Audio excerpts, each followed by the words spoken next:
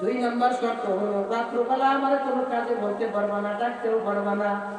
তিন নম্বর শর্ত হলো আমার জীর্ণ শীর্ণ একটা কুটির ঘর দেবা, যে কুটির ঘরের মধ্যে অন্য কেউ বসবাস করতে পারবে না, আমি একা থাকবো।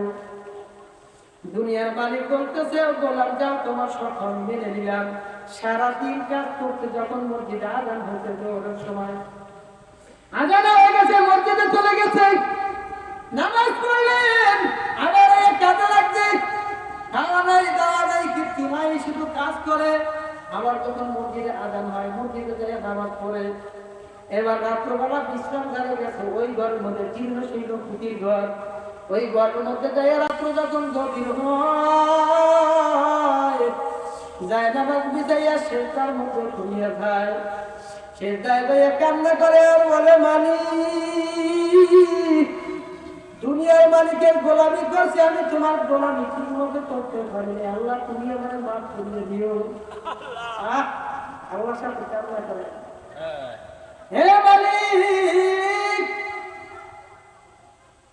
দুনিয়ার গোলামি করতে যাওয়া ব্যস্ত হয়ে গেছে, তোমার ডাকার সময় দেয় নাই।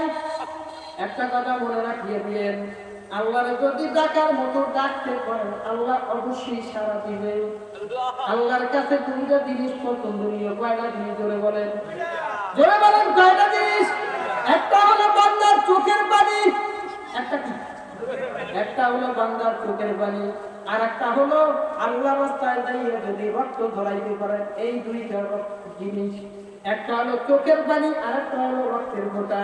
এই দুইটা জিনিস আল্লাহর কাছে পছন্দনীয়, বড় পছন্দনীয়। এই জন্য গুনাহ করছেন 100 বছর, 70 বছর, 60 বছর পর্যন্ত। গুনাহ করার পর যদি একটু গভীর রাতে উঠিয়া দুইটা হাত জাগাইয়া আল্লাহর কাছে কান্না করতে পারেন, মালিক আমার, আমি আর তুমি, তুমি আর আমি আর কেউ নাই।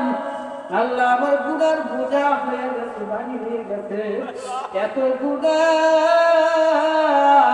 আসমানের নিচে আর জমিনের উপরে সবাই হয় না।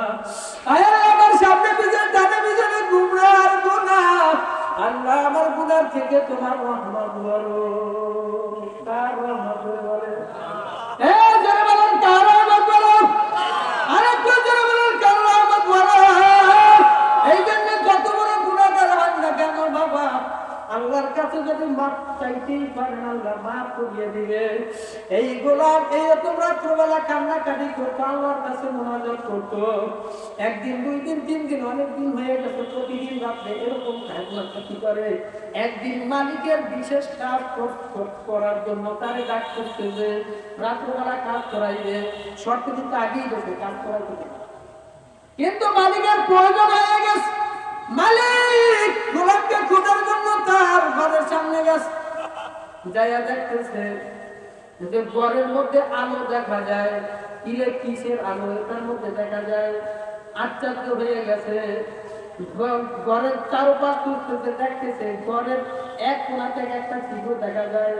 ওই চিত্র দিয়ে তাকায় দেখতেছে ওই গোলাম দুইটা হাত থেকে আল্লাহর দরবারে কান্নাকাটি করতেছে, আর মালিকের কাছে বলতেছে, মালিক তুমি আমার মাফ করিয়া দাও, আল্লাহ সারাদিন আমি ব্যস্ত থাকি, তোমারে ডাকতে পারি না, আল্লাহ তুমি যদি মাফ না করো আমার ওই কবরে কোনো উপায় হবে না, আমার হাসরের উপায় নাই, বলছে তো উপায় নাই, মিজানের উপায় নাই, আল্লাহ তুমি আমার মাফ করিয়া দাও। ওইদিকে দুনিয়ার মালিক দেখতেছে গোলাম কান্না করতেছে, আর ওইদিকে আসমানের তারকাগুলি সব তার ঘরের মধ্যে ঘুরিয়ে গেছে।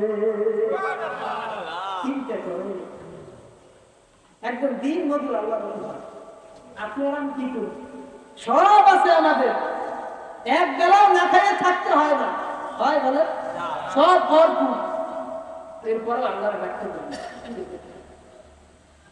হ্যাঁ মালিক আমার, তুমি আমার তোমার ইবাদত করার তৌফিক দাও, ডাকার তৌফিক দাও। মালিক এইবার বলতে পারছে, হায় হায় তারপর আমি কাজ করাইতেছি। বিবির কাছে ডাক দিয়া বলে, বিবি